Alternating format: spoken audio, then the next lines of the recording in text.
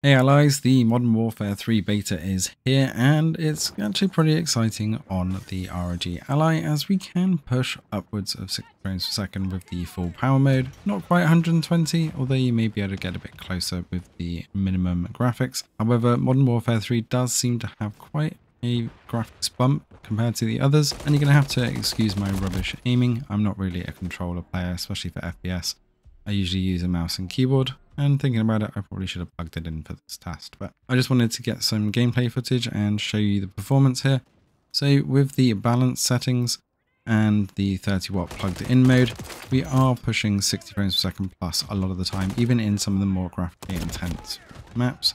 And I know that this doesn't look the most graphically intense, but the amount of effects and lighting and shadows, etc. going on here really are quite stunning. It looks absolutely phenomenal on the Ally screen, but I am also running 900p, so you could probably drop this to 720 to eke a little bit more out of it.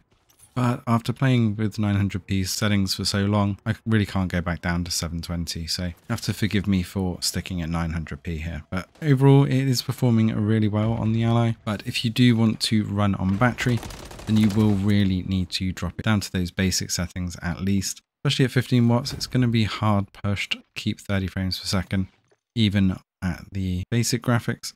And this is the reason why I run the balanced graphics for the most part, especially when powered. It's quite a graphical difference. It really looks a little bit blocky and a little bit grainy with the basic settings, but it will get you that 30 plus frames per second on 15 watts. I do have a custom 20 watt mode though, which I generally run for games that are a little bit more demanding on battery, again because I want to keep that 900p. If you dropped it to 720 with that 15 watts, you're probably going to be pushing 40 to 50. But with the 20 watts unbalanced, I am pushing closer to that 50 range, which makes it much more snappy for moving around. But of course, really, if you are going to want to be playing this for any length of time, you are going to want to be looking for that power.